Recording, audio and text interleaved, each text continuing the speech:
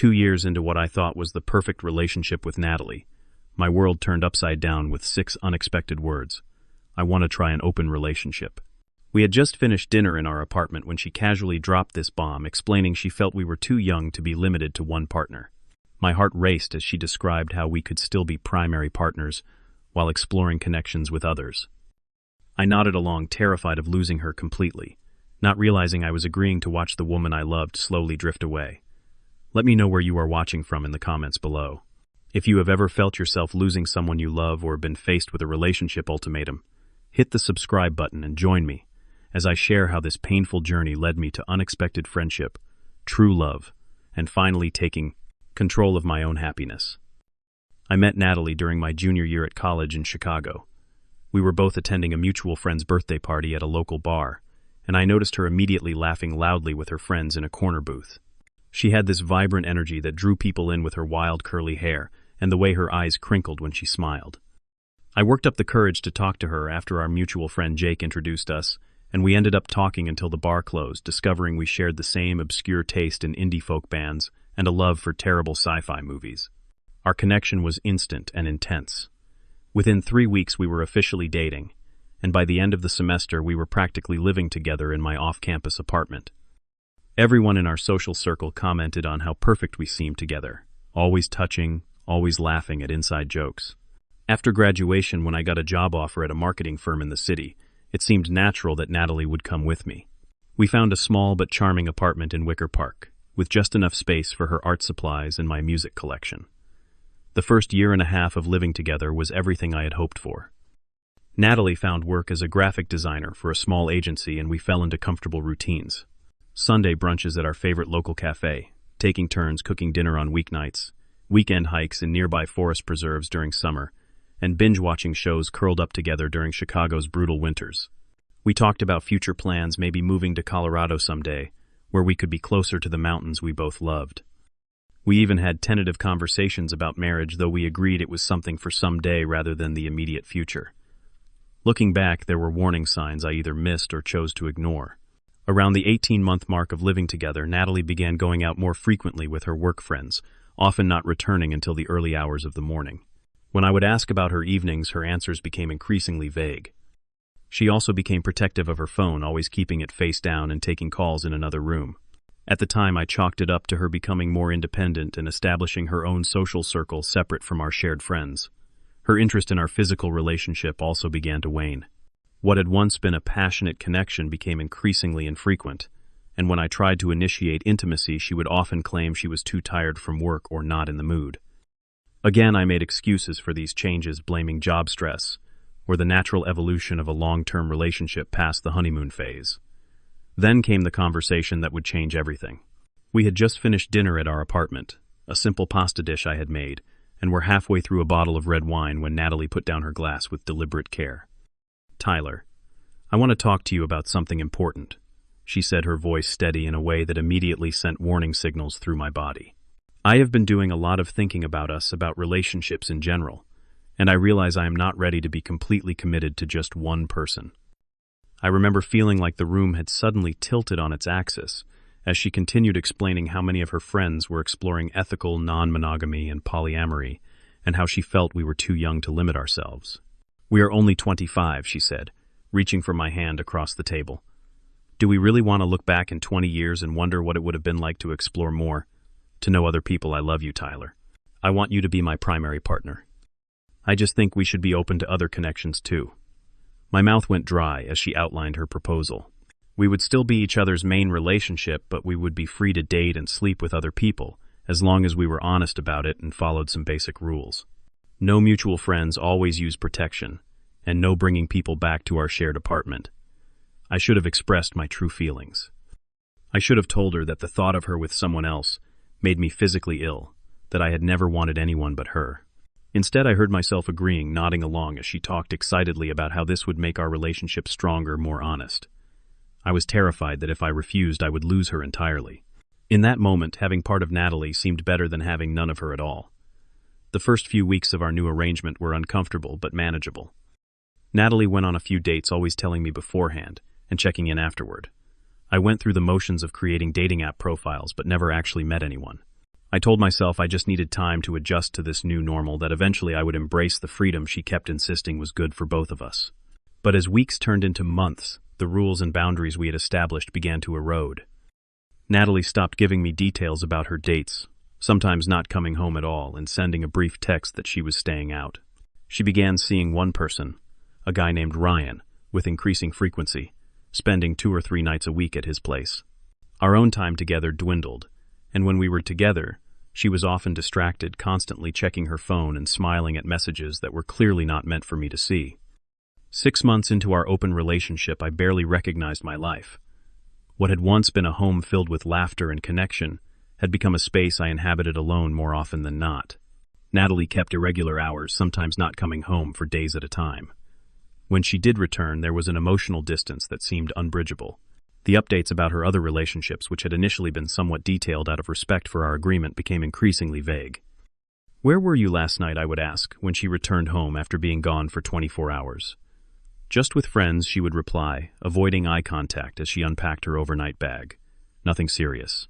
But the glow on her face and the spring in her step told a different story. She was experiencing the excitement and novelty of new connections, while I remained stuck, unable to embrace the arrangement I had reluctantly agreed to. I had gone on a handful of first dates arranged through apps, but my heart was never in it. Each time I found myself comparing these strangers to Natalie and ending the evening early with awkward goodbyes. My attempts to communicate my growing unhappiness were met with dismissal or worse, irritation. "This was the agreement, Tyler," she would say, her voice edged with frustration. "If you are not happy, that is on you. You need to put yourself out there more." But how could I put myself out there when all I wanted was what we had before?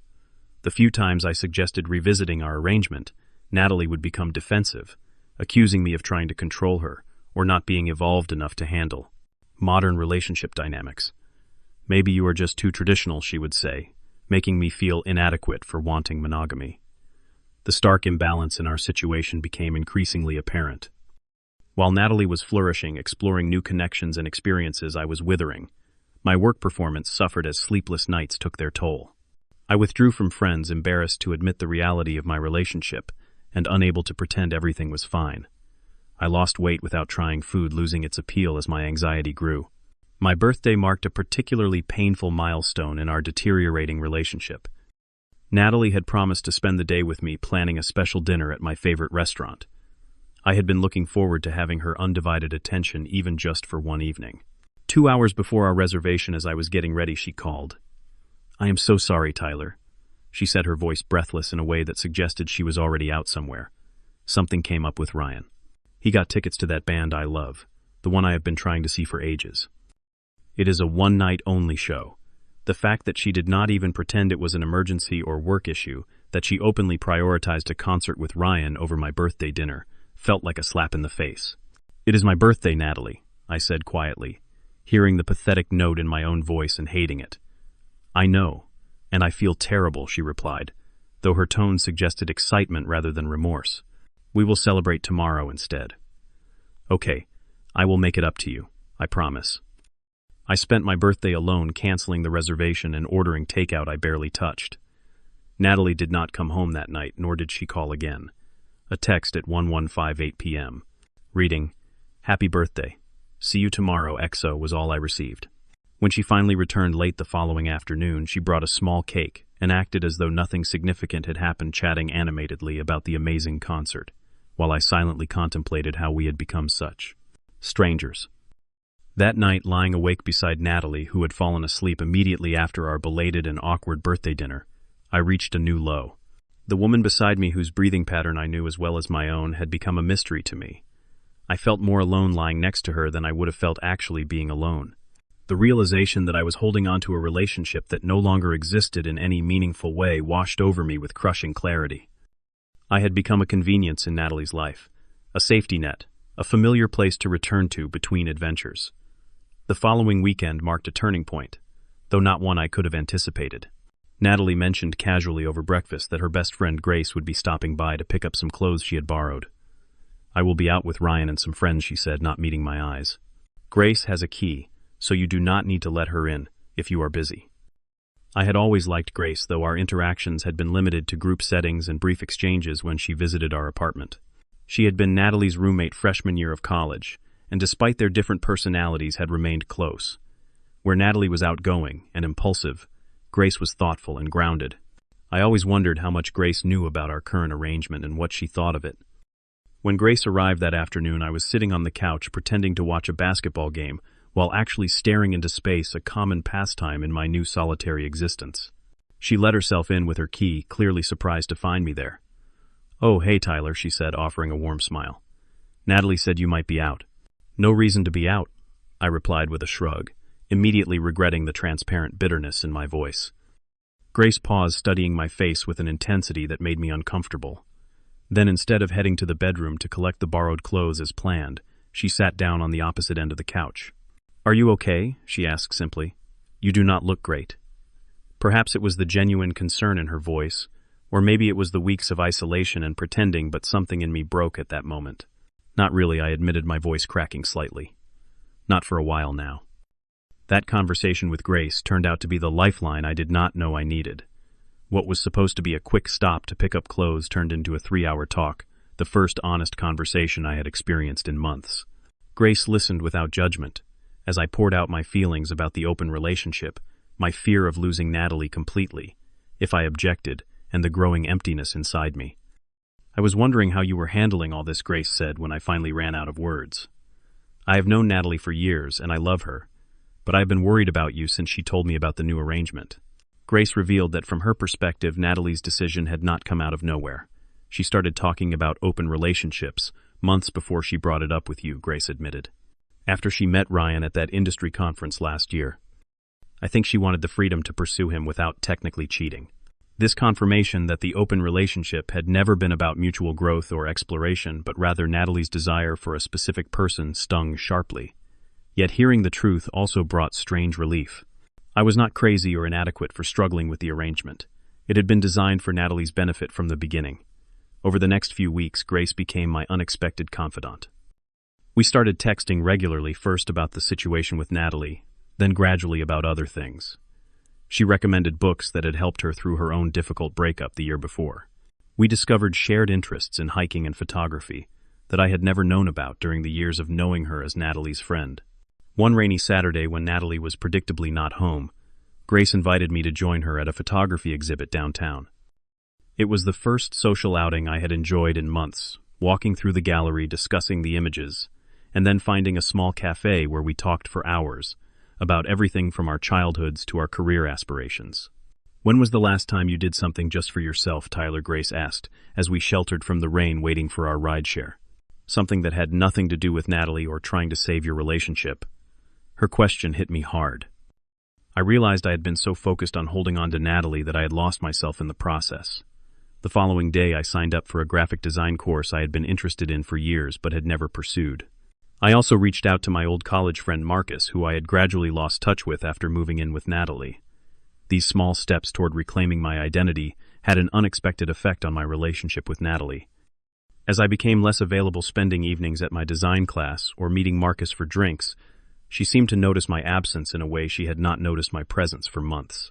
"You are never home anymore," she commented one evening, a note of accusation in her voice. "What is going on with you?" The irony of her complaint was not lost on me. "I am just reconnecting with old interests," I replied calmly. "Giving you the space you wanted." Her frown suggested this was not the response she had expected. I realized in that moment that despite her desire for freedom, Natalie had counted on me remaining constant, always available, when she chose to focus her attention on me. My growing independence represented a shift in the power dynamic she had not anticipated. As I rebuilt my sense of self, my friendship with Grace continued to deepen. We began hiking together on weekends, exploring forest preserves outside the city and talking for hours on the trails. She encouraged my design studies, offering honest feedback on my projects and celebrating my small victories. There was an ease to our connection that felt both novel and familiar, as though we had always been meant to be friends, but had missed the opportunity until now. I knew I was developing feelings beyond friendship for Grace, though I tried to ignore them. The situation was complicated enough without adding that dimension, and I valued her support too much to risk it. But there were moments, a lingering glance, or our hands brushing as we walked, that suggested the attraction might be mutual. Natalie noticed our growing closeness, with obvious displeasure. "You and Grace seem to be spending a lot of time together," she remarked, after Grace had dropped me off following a hike, her tone striving for casual but missing by a mile. "She has been a good friend," I replied neutrally. "She listens." The comment landed exactly as I had intended, and Natalie had the grace to look momentarily ashamed. "I listen too," she protested weakly. "When was the last time we had a real conversation, Natalie?" I asked, surprising myself with my directness. "When was the last time you were actually present with me, not checking your phone or thinking about your plans with Ryan?" Her silence was answer enough. That evening, as Natalie prepared to leave for yet another night at Ryan's place, I made the decision I had been approaching for weeks. It was time to end the charade our relationship had become. "We need to talk when you get back," I said quietly. "About us. About what happens next." The look of surprise on her face as she paused at the door told me everything. She had never expected me to be the one to call it quits. In her scenario, she would have continued enjoying the freedom of multiple relationships while maintaining the security of our shared life until she decided she was ready to move on. "What does that mean?" she asked, suddenly uncertain. "It means I will be here tomorrow evening," I replied, "and we will have an honest conversation about whether this relationship still exists." For the first time in months, I slept soundly that night, the decision lifting a weight I had been carrying for too long.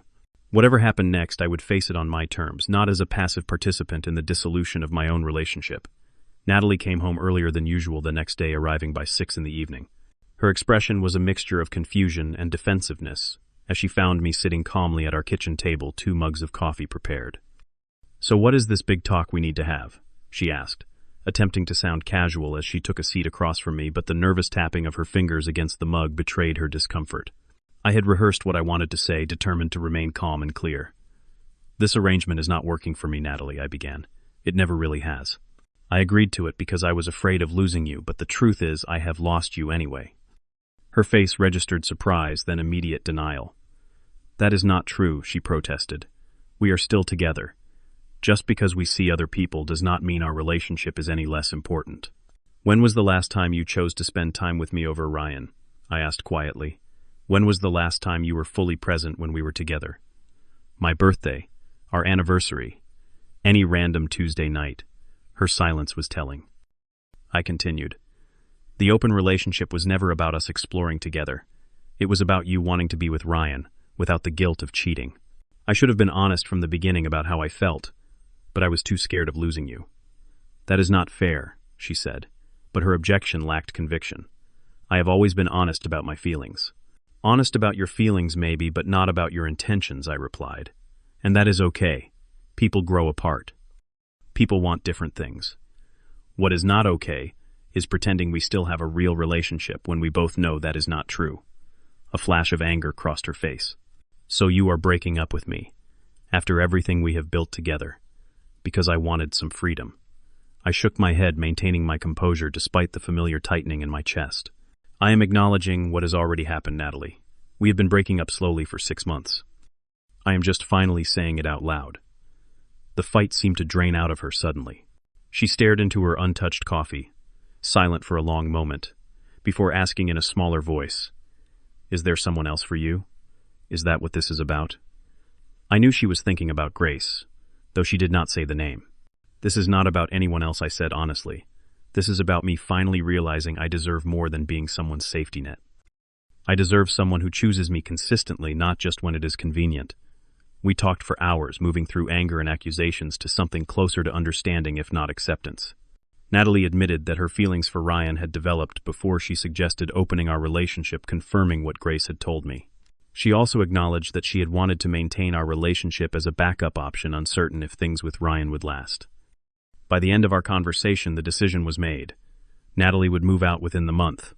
Since the apartment was in my name, she would stay with a coworker while looking for her own place. We would divide our shared possessions as fairly as possible and try to maintain a civil, if distant, relationship given our overlapping social circles. As she packed a bag to stay at her coworker's place that night, Natalie paused at the bedroom door. "Was any of it real?" she asked, her voice catching slightly. "Were we ever as good as I remember, or am I just rewriting our history?" The question deserved an honest answer. "It was real," I said gently. What we had was good until it was not. I think we will both be happier now building lives that truly fit who we have become. The weeks following our breakup were challenging but clarifying. There were moments of doubt and loneliness nights when I questioned my decision. But mostly, there was relief and a growing sense of possibility. I continued my design classes, expanded my social circle, and spent more time with Marcus and other friends I had neglected. My friendship with Grace remained a constant, though we were careful to maintain appropriate boundaries while Natalie was still moving her things out. We spoke openly about the complexity of the situation and agreed to take things slowly, giving proper respect to the long history between Grace and Natalie. "I never expected to feel this way about you," Grace admitted during a long walk by the lake weeks after Natalie had fully moved out. "But I cannot deny there is something here, something that feels important." I took her hand for the first time, a simple gesture that somehow felt more intimate than any physical relationship I had experienced before. "I feel it too," I said. "And I think we owe it to ourselves to see where it leads, as long as we are honest with each other every step of the way." We agreed to begin dating officially, but slowly building a foundation of communication and trust. We also decided to be transparent with our mutual friends, including eventually Natalie, though we would give that situation the time and space it needed to evolve without unnecessary hurt. As months passed, the wisdom of our careful approach became apparent. What grew between Grace and me was not the passionate, consuming connection I had experienced with Natalie, but something deeper and more sustainable. We supported each other's goals and independence while choosing actively and daily to build a life together. The most valuable lesson from my journey was learning that true love is not about possession or dependence, but about conscious choice and respect. I learned that setting boundaries is not selfish, but necessary for healthy relationships. Most importantly, I learned that sometimes the most painful experiences lead to the greatest growth, opening doors to possibilities we could never have imagined. Have you ever had to make the difficult decision to walk away from a relationship that was no longer serving you? How did you find the strength to choose your own happiness? Share your story in the comments below. If this journey of reclaiming personal power resonated with you, please hit the like button so others facing similar struggles might find this video.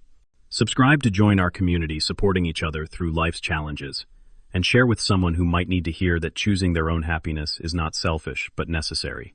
Thank you for being part of this journey with me, and remember, sometimes the path to true happiness begins with the courage to let go.